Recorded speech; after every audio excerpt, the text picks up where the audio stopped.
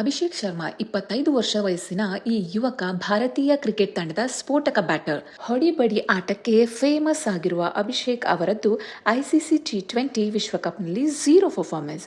ಹೌದು, ಆಡಿದ 3 ಪಂದ್ಯಗಳಲ್ಲಿ ಡಕ್ಔಟ್ ಆಗಿರುವ ಅಭಿಷೇಕ್ ಆಟದ ವೈಖರಿ ಬಗ್ಗೆ ದೊಡ್ಡ ಪ್ರಶ್ನೆಯೇ ಇದ್ದಿದ್ದು ಸೋಷಿಯಲ್ ಮೀಡಿಯಾದಲ್ಲಿ ಬಿಸಿ ಚರ್ಚೆಯಾಗ್ತಿದೆ. ಹಾಗಿದ್ರೆ ಅಭಿಷೇಕ್ ಟಿ20 ವಿಶ್ವಕಪ್ನಲ್ಲಿ ರನ್ ಖಾತೆಯನ್ನು ತೆರೆಯದೇ ಇರುವುದಕ್ಕೆ ಕಾರಣಗಳು ಏನಿರಬಹುದು? ಕ್ರಿಕೆಟ್ ವಿಶ್ಲೇಷಕರು ಮತ್ತು ಕ್ರಿಕೆಟ್ ಫ್ಯಾನ್ಸ್ ಲೆಕ್ಕಾಚಾರ ಏನು ಅನ್ನೋದನ್ನೇ ನೋಡೋಣ. ಇಂದು ಇದಕ್ಕೆ ನಿಜವಾದ ಕಾರಣಗಳೇನು ಅನ್ನೋದನ್ನು ಸರಳವಾಗಿ ತಿಳಿದುಕೊಳ್ಳೋಣ. ಮೊದಲ ಕಾರಣ ಅವರ ಅಗ್ರೆಸಿವ್ ಬ್ಯಾಟಿಂಗ್ ಸ್ಟೈಲ್ ಎನ್ನಲಾಗುತ್ತಿದೆ. ಹೌದು, ಅಭಿಷೇಕ್ ಶರ್ಮಾ ಸ್ವಭಾವತಃ ಅಟ್ಯಾಕಿಂಗ್ ಬ್ಯಾಟ್ಸ್ಮನ್.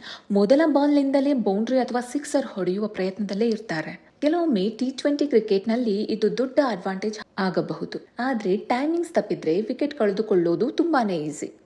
ಈ ವಿಶ್ವಕಪ್ನಲ್ಲೂ ಅವರು ಅರ್ಲಿ ಓವರ್ನಲ್ಲೇ ರಿಸ್ಕಿ ಶಾಟ್ ಆಡಿದ ಕಾರಣ ಔಟ್ ಆಗಿದ್ದಾರೆ.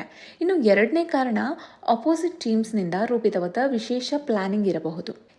ಅಭಿಷೇಕ್ ಶರ್ಮಾ ಅವರ ಆಟದ ಶೈಲಿ ಬಗ್ಗೆ ಈಗ ಎಲ್ಲಾ ತಂಡಗಳು ಚೆನ್ನಾಗಿ ಅನಲೈಸ್ ಮಾಡಿಕೊಂಡಿದ್ದು, ಆರಂಭದಲ್ಲೇ fast bowlers tight line and length ನಲ್ಲಿ ಬೌಲ್ ಮಾಡಿ ಅಟ್ಯಾಕಿಂಗ್ ಫೀಲ್ಡ್ ಸೆಟ್ ಮಾಡುತ್ತಿದ್ದು, ಇದರಿಂದ ರನ್ ಸ್ಕೋರ್ ಮಾಡೋದು ಕಷ್ಟ ಆಗ್ತಿದೆ. ಇನ್ನು ಮೂರನೇ ಕಾರಣ ಅವರ ಮೇಲಿರುವ ಒತ್ತಡ ಮತ್ತು ನಿರೀಕ್ಷೆಗಳು. ಐಪಿಎಲ್ ಮತ್ತು ಹಿಂದಿನ ಪಂದ್ಯಗಳಲ್ಲಿ ಅಭಿಷೇಕ್ ಸ್ಫೋಟಕ ಆಟವನ್ನು ನೋಡಿದ ಫ್ಯಾನ್ಸ್ ಎಕ್ಸ್ಪೆಕ್ಟೇಷನ್ ಹೆಚ್ಚೇ ಇದೆ. ಐಸಿಸಿ ಟಿ20 ವರ್ಲ್ಡ್ ಕಪ್ನ ಆಡಿದ ಮೊದಲ ಪಂದ್ಯದಲ್ಲೇ ವೈಫಲ್ಯ ಕಂಡಾಗ ಸಾಮಾನ್ಯವಾಗಿ ಮಾನಸಿಕ ಒತ್ತಡ ಅನ್ನೋದು ಹೆಚ್ಚಾಗುತ್ತದೆ. ಹಾಗೆ ಆತ್ಮವಿಶ್ವಾಸದ ಮೇಲೂ ಇದು ಪರಿಣಾಮ ಬೀರುತ್ತದೆ. ನಾಲ್ಕನೆಯ ಕಾರಣ ಫಿಟ್ನೆಸ್ ಮತ್ತು ಆರೋಗ್ಯದ ಸಮಸ್ಯೆ. ಟೂರ್ನಮೆಂಟ್ನ ವೇಳೆ ಅಭಿಷೇಕ್ ಅನಾರೋಗ್ಯಕ್ಕೆ ಈಡಾಗಿದ್ದರು.